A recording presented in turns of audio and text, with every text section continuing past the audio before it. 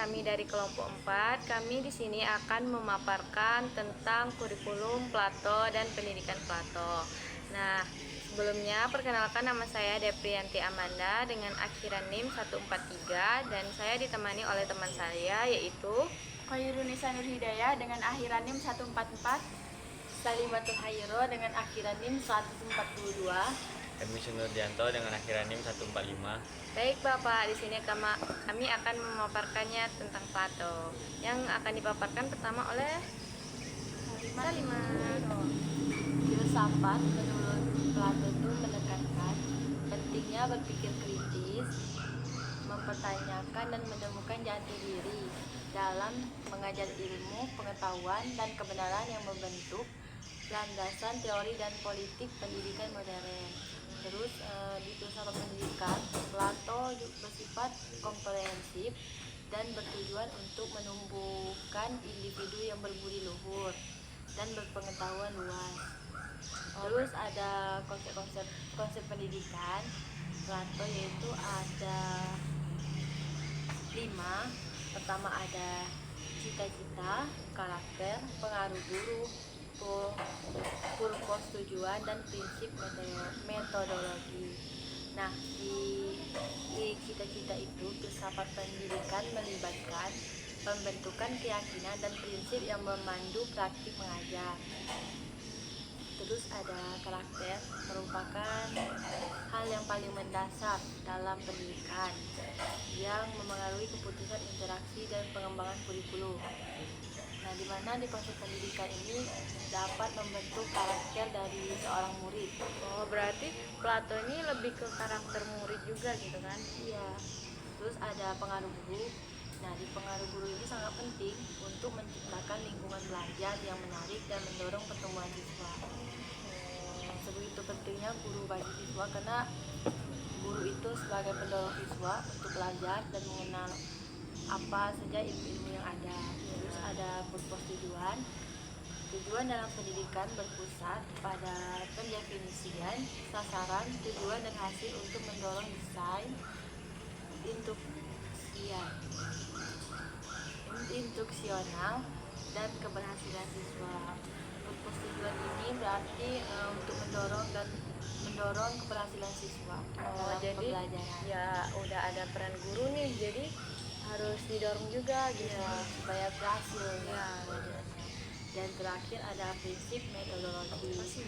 Nah, di prinsip metodologi ini dalam pendidikan mendefinisikan strategi, teknik, dan pendekatan yang digunakan untuk memberikan instruksi yang efektif. Nah, prinsip metodologi ini adalah salah satu yang bertujuan untuk mendekatkan murid supaya murid itu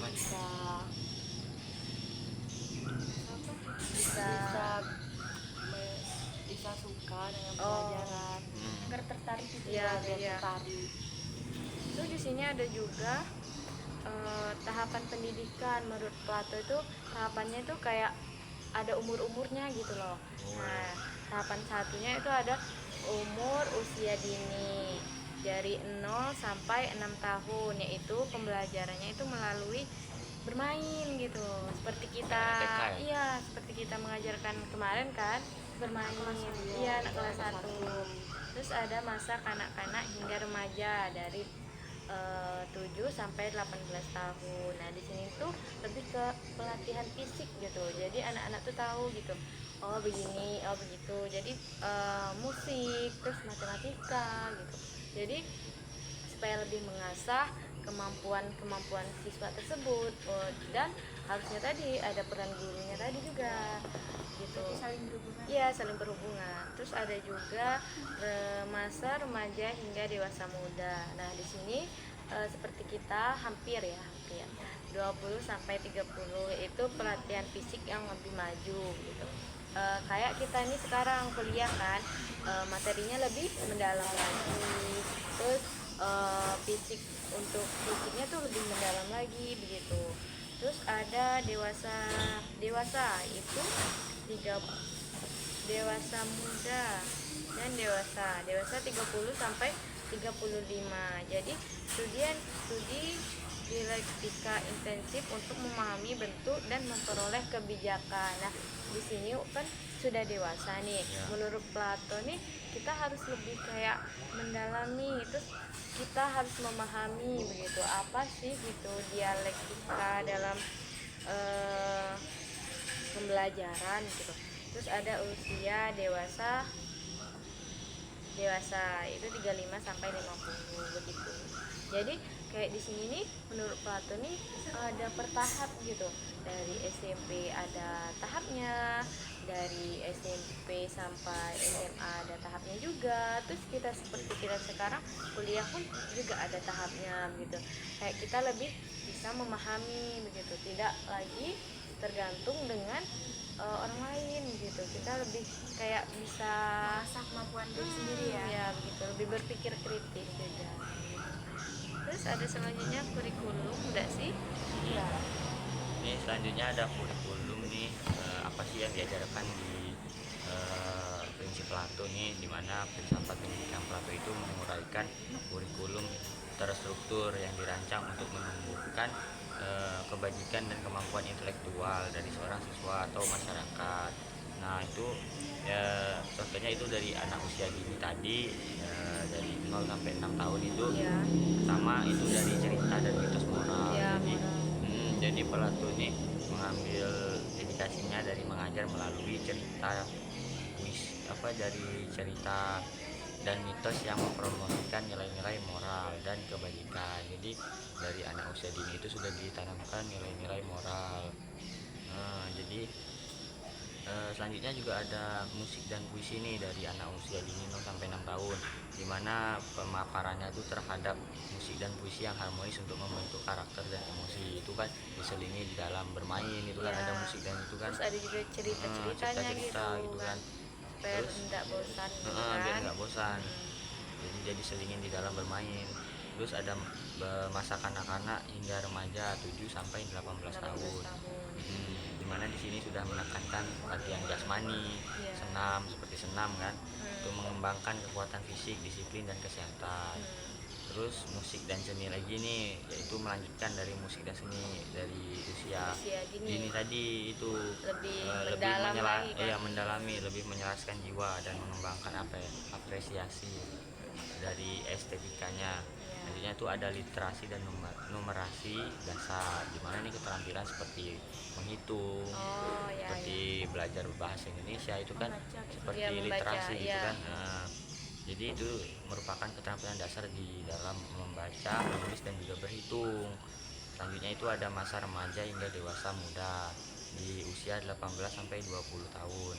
Dimana di sini Plato menekankan prinsip yaitu kurikulum pelatihan fisik lanjutan.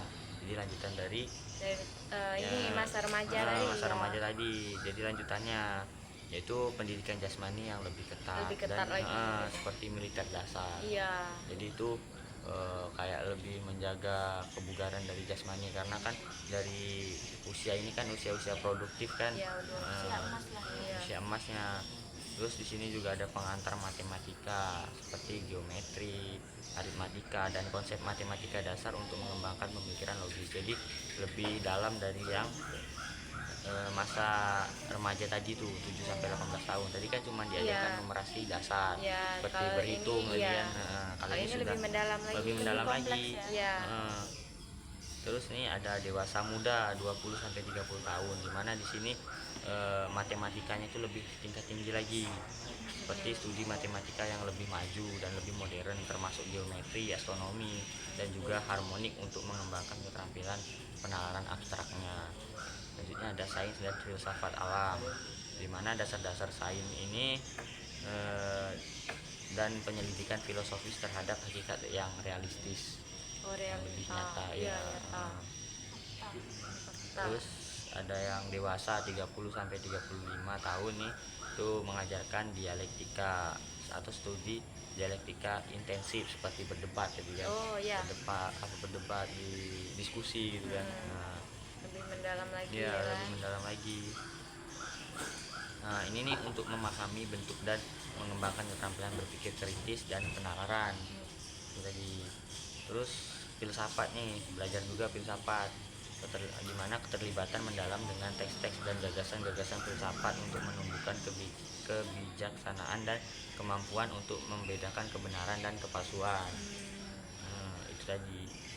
Lanjut nih, di dewasa matang nih, umur 30 sampai 50, di mana ini sudah melakukan penerapan atau aplikasi di dalam kehidupan seperti tata kelola praktis, di mana pengalaman langsung dalam teks kelola, peran kepemimpinan dan penerapan prinsip-prinsip filosofis pada masalah dunia nyata. Ya, namanya aja dewasa matang. Dewasa matang. Dari umur 35 sampai 50. Nah, 30 sampai 50. Itu emang udah iya. untuk pengalamannya, untuk penerapannya di dalam kehidupan, karena kan di usia segitu pasti seorang sudah berkeluarga.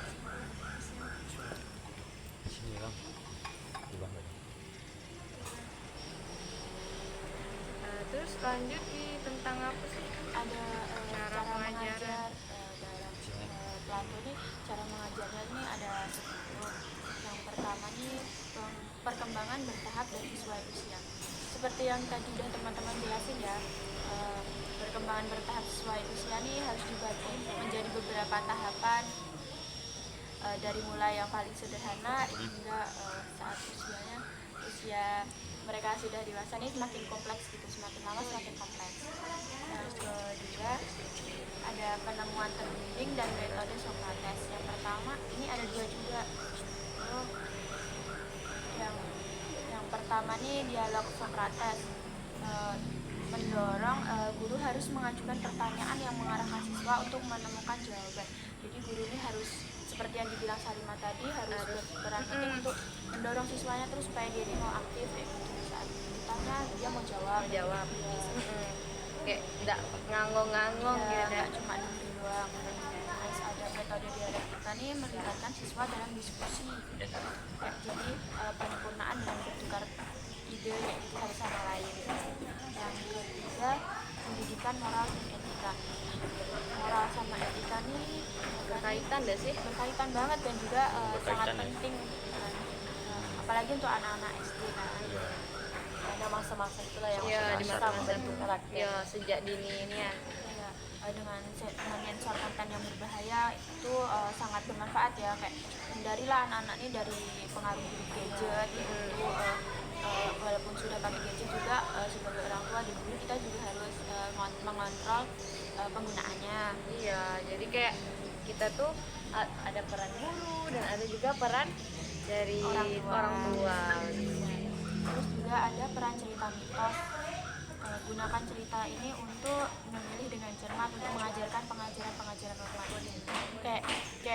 Kayak dengan cerita Malin Kundang tuh nanti kita ceritain lah Malin Kundang tuh kayak gimana ceritanya, dia durhaka kepada orang tuanya. Nanti anak nih akan mengambil apalah pelajaran yang bisa diambil dari cerita-cerita tersebut. Yang keempat ada keseimbangan fisik dan intelektual. Dengan pendidikan jasmani, itu seperti yang dibilang Wisnu tadi, dengan menggabungkan latihan fisik untuk memastikan perkembangan tubuh yang sehat. Jadi percuma juga kalau anak nih mau belajar tapi fisiknya nggak sehat, jadi gitu. mereka malas belajar lagi kan, Kayak sakit aja kan. mengganggu fokus belajarnya lah. Terus ada juga musik dan seni. Musik dan seni ini kayak pasti anak-anak ini suka kalau musik sama seni ini kayak lebih kayak siswa ini tertarik gitu loh, apalagi kayak musik, nari, berarti kan nggak monoton belajar, nggak harus terus-terusan mantengin papan tulis kayak gitu, ada prakteknya juga. Kalau sekarang kan banyak guru-guru mantengin papan tulis gitu. Iya, kasihan capek, Dia matanya cuman lelah. nulis di papan tulis, nanti anaknya cuman liatin aja tuh. Jadi kayak capek gitu kan. Terus belum tentu juga kayak gitu, belum tentu juga kayak gitu sih pelajarannya masuk di muridnya, Karena terlalu monoton tadi. pengalaman dari diri sendiri juga lebih tertarik dari praktek-praktek sih daripada harus membaca terus-terusan. Anak-anak juga bosan gitu kan. Iya. Yang kelima ada penekanan pada matematika dan pemikiran abstrak. Nah ini pendidikan matematika nih sejak dini sebenarnya harus diajarkan, namun harus yang dasar-dasarnya dulu sebelum dia dikenalkan yang lebih kompleks. Untuk penalaran abstrak ini, dia ini mendorong siswanya untuk terlibat dengan konsep-konsep abstrak dan teoritis, khususnya melalui studi matematika dan filsafat, untuk mempermudah mereka kelak di perguruan tinggi kayak kita nih Iya, sekarang. kalau itu kan sebenarnya kayak pendidikan filsafat ini bagus kan, tapi malah nggak dikembangkan. Ya, kita tahu Nggak ini terlalu- juga baru iya, baru-baru. Iya, di sini kan. Yang keenam, pelatihan filsafat dan dialektika. Yang ketujuh, pengalaman praktis dan pelatihan kepemimpinan. Oke, militer tadi kan. Dengan memberikan pengalaman praktis dalam tata kelola dan kepemimpinan bagi mereka yang ditakdirkan menjadi penguasa. Kayak mereka nih belajar jadi pemimpin juga, nggak cuma belajar terus menerus dengan buku ya gitu, enggak. Kita Tapi ada diajarkan juga- juga kepemimpinan. Seling-selingan nih kan. Nanti kan ada yang mau jadi ketua kelas Iya. kayak gitu, biar mereka ini belajar juga. Nah, selanjutnya menciptakan lingkungan belajar yang mendukung. Nah, suasana nih sangat benar-benar mendukung pembelajaran. Semisal suasananya nih gerah, panas, berat, pasti nggak mau belajar yang Iya, terlalu benar. berlebihan kayak gitu kan. Terus mendorong pembelajaran sepanjang hayat. Nah, kita nih harus menanamkan kepada siswa kita nih untuk dia nih suka dengan belajar dan mau untuk belajar terus menerus di kehidupannya. Kayak jangan cuma belajar nih pas di sekolah aja, tapi cuma sampai Tapi di besok- luar juga gitu kan. sampai besok umur berapapun kalau bisa kita masih harus belajar. Pokoknya belajar tiada hari. Tiada hari Tiada tanpa libur. belajar. Tiada hari udah belajar gitu. Yang ke-9, peran guru. Nah, guru ini sebagai fasilitator. Ya, ini kayak ya berperan sangat penting sih untuk membimbing murid-muridnya. Kita nyediain kalau misalnya muridnya mau belajarnya begini, nah kita harus bisa juga menyesuaikan dengan keadaan murid kita. Jangan terus-menerus monoton dengan belajar di kelas kayak gitu. Terus memberikan bimbingan nih kayak untuk membantu siswa mengembangkan potensi unik, seperti halnya kayak siswa yang dia punya kemampuan ini tapi malu-malu kayak gitu. Kita sebagai guru juga harus mendorong agar siswa tersebut merasa percaya diri dan yakin dengan kemampuan Ya, yang itu makanya tadi kan ada peran guru. Jadi kayak guru tuh memberi support untuk anak-anak siswanya gitu kan, supaya itu mau gitu, ikut ini, bukan malah meremehkan kemampuan siswanya. Yang terakhir nih ada komunitas dan kolaborasi. Dengan meningkatkan kebersamaan dan pembelajaran kolaboratif antar siswa, mendorong diskusi kelompok yang menumbuhkan rasa menghormati dan pertumbuhan. Nah, ini kita nih dengan diskusi ini kita juga kayak lebih menghargai pendapat dari teman-teman yang lain, nggak egois dengan jawaban kita, terus saling bertukar jawaban juga. Kalau misal ada jawaban yang yang lain. kurang benar atau kurang sempurna, nanti bisa ditambah-tambah lagi dengan bertukar pikiran dengan teman. Ya itu aja untuk metode-metodenya. Jadi kayak di pelajaran Plato ini lebih menekankan kayak peran guru, terus juga kayak siswanya tuh dibagi-bagi gitu, bukan kayak untuk anak SMP ini kayak lebih mendalam daripada yang umur 0 sampai 6 tahun Ya, untuk gitu. 0 sampai 6 tahun kan kita masih masa-masa Iya, masa-masa anak-anak anak-anak ya. banget. Jadi ini masih dasarnya ya, kayak kita mengenal lingkungan, mengenal huruf, mengenal angka, belum sampai yang kompleks-kompleksnya lah. Jadi kan bertahap sesuai usia mereka, karena setiap usia nih punya kemampuannya masing-masing, kapasitas di otak. Benar. Jadi menurut Wisnu nih, Plato ini bagus nggak kalau untuk zaman sekarang? Apa? Menurut Wisnu nih, pendidikan Plato ini bagus nggak untuk zaman sekarang gitu? Bagus. Kenapa?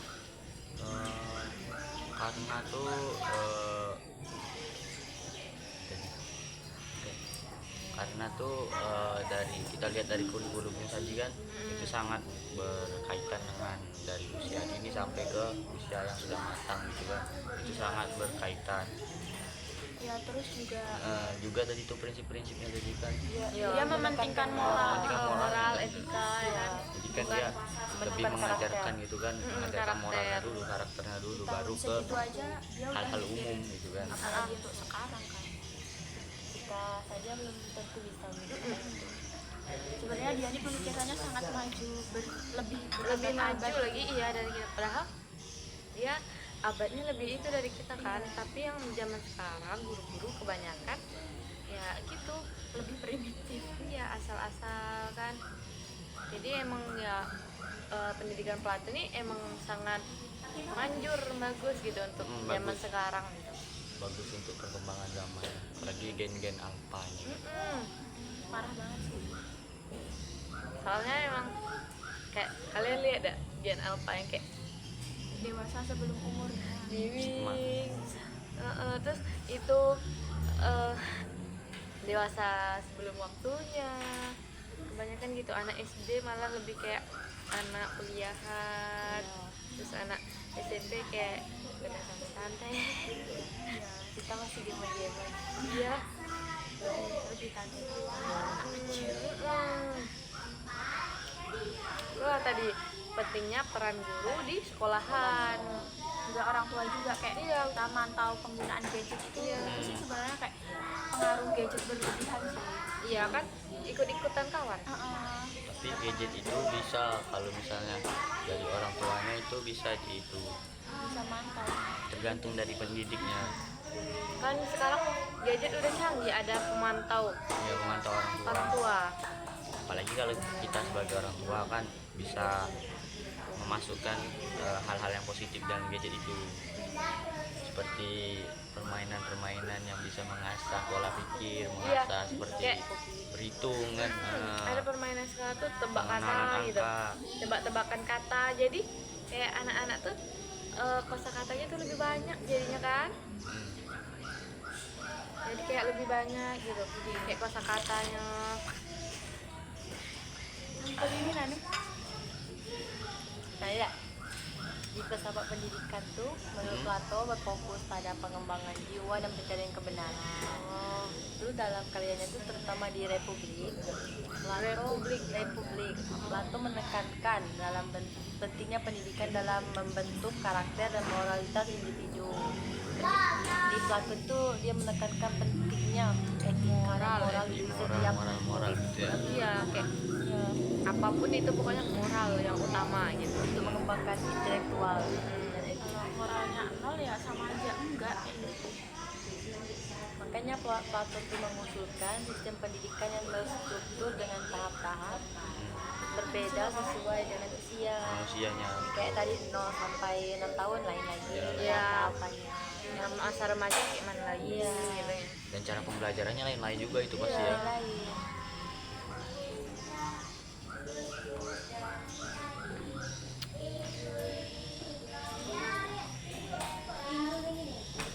Terus juga sekarang kebanyakan guru nih tidak menerapkan Plato, pendidikan Plato, Ya asal-asalan juga. asal-asal. Makanya kebanyakan nih sekarang anak-anak SD tuh dia mau ikut tari gitu, tapi malah diejek teman, tapi gurunya malah ikut-ikutan gitu. Bully juga. Kamu ini apa sih yang orang nggak bisa? Mendukung. Peran guru ini emang penting banget sebagai pembimbing tadi. Di sini saya mau nanya, Apa tuh? apa sih yang membuat teori pendidikan menurut Plato itu berhubungan dengan pendidikan modern? Kenapa Ini bisa berhubungan? apa ada nih di searching di internet tuh, kalau dalam pendidikan modern tuh beberapa konsep Plato nih masih relevan. Yang terutama yang pertama itu pendidikan holistik seperti Plato. Pendidikan modern semakin mengakui pentingnya pendekatan yang menyeluruh, nggak ada pilih-pilih, jadi Nggak semua pilih-kasih menyeluruh gitu. gitu. Iya, yang tidak hanya fokus pada aspek kognitif tetapi juga emosional dan sosial, jadi semua menyeluruh. Jadi Semua murid ini dirangkul gitu ya. konsep misalnya dari segi emosional, dari perasaan, atau dari pokoknya semua pendekatan tuh menyeluruh kalau dari Plato nih. Iya, bukan kayak pendekatan musik aja Iya. gitu, pokoknya semuanya gitu. Terus ada pendidikan sebagai proses pembentukan karakter, di mana pendidikan modern juga menekankan pentingnya nilai-nilai etika dan moral, mirip dengan pandangan Plato tentang pendidikan sebagai sarana untuk menciptakan warga negara yang baik. Jadi kan Plato ini menekankan untuk etika dengan moral itu sebagai dasar dari pembentukan sebuah warga negara yang lebih baik.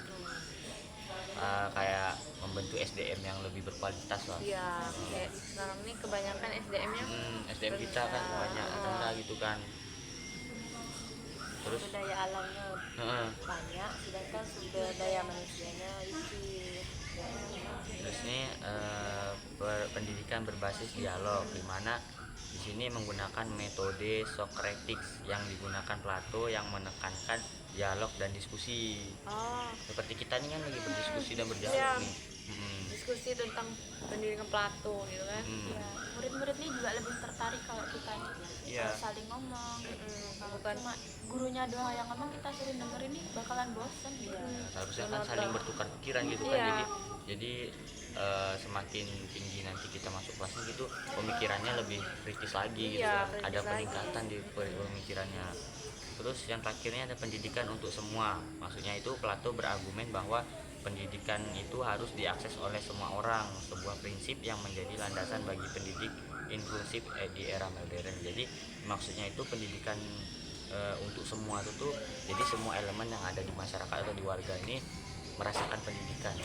bukan Tidak hanya kayak cuman yang kaya aja yang merasakan pendidikan. jadi Untuk setiap itu, orang. untuk itulah pemerintahnya harus mencetuskan program-program yang berkaitan dengan beasiswa-beasiswa. Ya, Jadi jadi semua anak-anak yang tidak mampu tuh bisa bisa merasakan pendidikan juga, bisa merasakan perguruan tinggi juga seperti iya kita seperti gitu. kita kan kita juga ada nih beasiswa terus belum masuk nih. Ya, jadi bisa meringankan biaya dari pengeluaran kita. Nah, jadi dengan demikian meskipun konteks dan praktik pendidikan telah berubah, banyak prinsip dasar dalam teori pendidikan Plato itu masih memiliki relevansi dalam sistem pendidikan saat ini. Jadi maksudnya itu berkelanjutan. Lagi masuk lah untuk zaman Ya, sekarang gitu. dengan zaman-zaman modern itu. Berarti pemikiran Plato ini sangat itu ya, sangat kayak kritis banget gitu, maju banget, bahkan lebih maju dari kita sekarang. Kayak zaman dulu gitu, tapi pemikirnya udah kayak gitu nih, kayak pintar banget.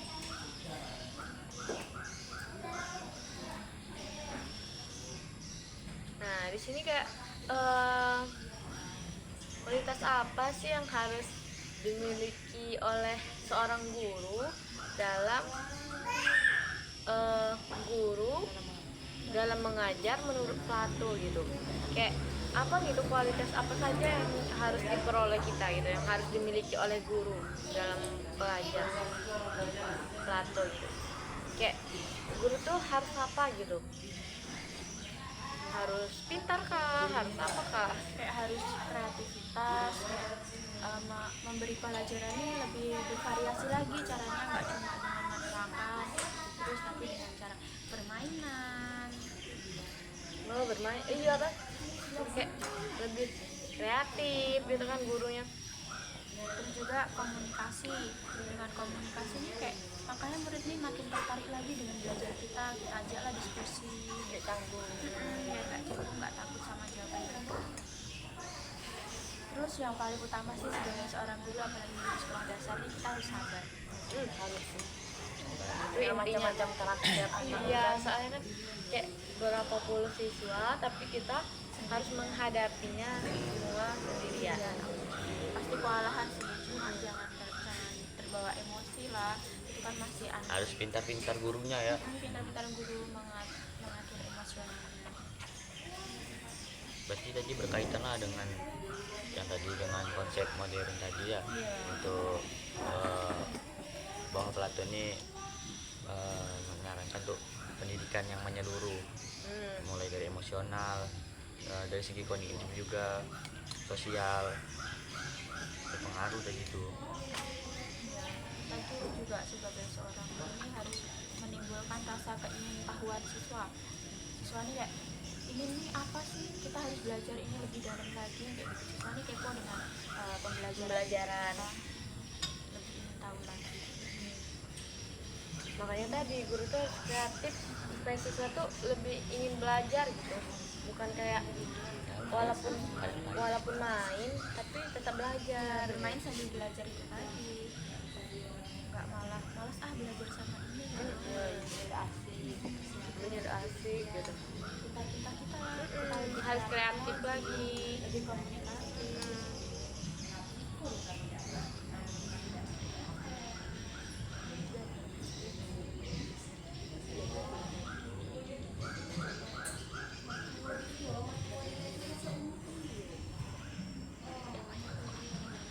Hah?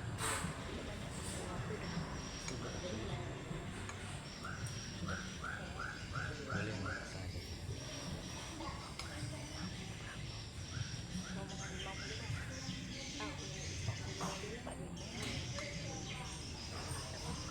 Tiga satu. Jadi sini siapa yang mau jadi guru? Saya Guru SD. saya suka anak Kan kecil. sesuai dengan jurusan kita. Suka anak kecil. Iya, karena saya nggak punya adik, jadi saya suka pengen punya adik. Serius gak punya adik? Anak bungsu kan. Anak kedua. Anak bungsu Tunggal. kan. Oh, anak tunggal juga. Ini tunggal, ini Tunggal. bungsu. Ini bungsu. Oh apa? Bungsu tuh anak keberapa sih? Tiga. Bungsu tuh terakhir. Terakhir. Anak berapa? Aku anak pertama aja. Apa anak keempat? Jadi aku lah tahu kayak mana punya anak kecil. Oh.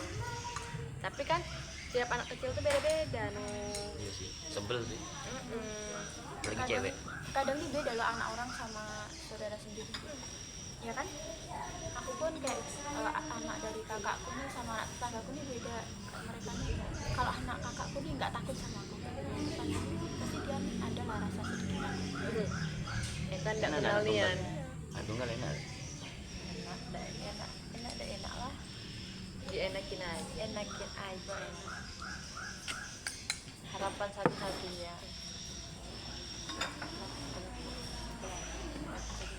Nah, kesimpulannya Kesimpulannya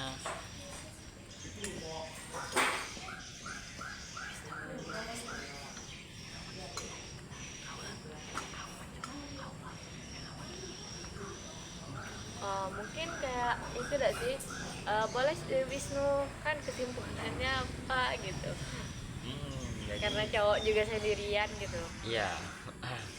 Jadi tuh kesimpulannya tadi kan kita udah panjang lebar nih ngomongnya tadi tuh kan berdiskusi tadi. Jadi kesimpulannya tuh di sini tadi tuh ada Plato tadi tuh kan, itu tuh merupakan filsafat pendidikan yang menekankan tentang pentingnya berpikir kritis, mempertanyakan dan juga menemukan jati diri.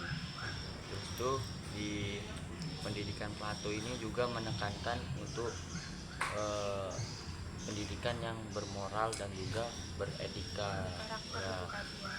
tadi itu juga ada konsep pendidikannya, ada ideal cita-cita, ada karakter, pengaruh guru, purpose tujuan, prinsip metodologi. Nah itu tadi. Terus ada tahapan dari pendidikannya, ada dari anak usia dini dari 0 sampai 6 tahun, terus ada juga masa kanak-kanak hingga remaja 7 sampai 18 tahun, ada juga masa remaja hingga dewasa, itu ada 18 sampai 20 tahun, ada dewasa muda 20 sampai 30, dewasa 30 sampai 35, dan usia dewasa 35 sampai 50. Gimana semua itu di tingkatan itu ada prinsip-prinsip atau metode pengajaran atau kurikulum pengajarannya itu berbeda-beda tiap tingkatannya, tiap umurnya. Dari yang paling sederhana sampai kompleks ya. Ya, sampai kompleks, sampai nanti pas di usia yang dewasa itu untuk pengaplikasiannya di kehidupan sehari-hari. Terus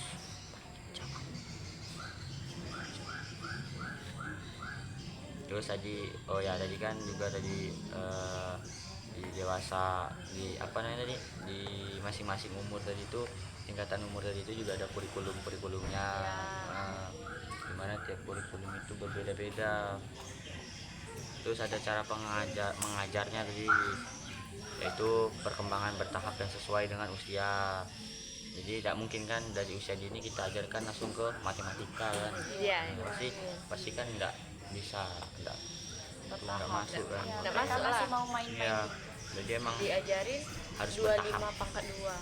Kayak mana nggak tahu dia. Iya, mana. Makanya itu tadi kan prinsip dari Plato itu pembelajaran yang terstruktur. Ya. Terstruktur Kayak ada ini tingkatan. maksudnya itu bertahap ya, Hmm. bertingkat itu dan sesuai dengan usianya. Terus ada penemuan terbimbing dan metode Sokrates. Terus ada pendidikan moral dan etika.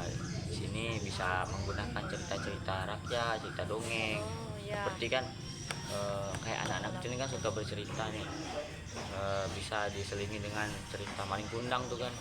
Kan itu kan kita kan diajarkan untuk tidak durhaka kepada ibu kita kan, Iya, kepada orang tua kan. Dimana di situ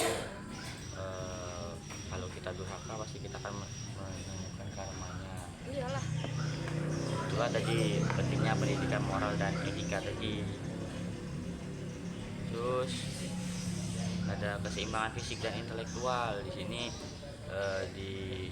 Kalau nggak salah tadi di usia remaja tadi kan ada tuh pendidikan jasmani, udah masuk di pendidikan jasmani tadi kan, itu menggabungkan latihan fisik seperti senam. Nah itu kan kita kan di SD kan sudah banyak tuh diajarkan senam tuh kan. Iya. Ada senam 1000 tuh kan. Iya, Kalau dulu kita kan ada 1000 Iya, senam pramuka. Nah, Iya. apalagi sekarang nih banyak nih senam-senam yang baru. Iya. Kreasi. Kreasi, Kreasi. kreasi. Terus lanjut lagi apa ya?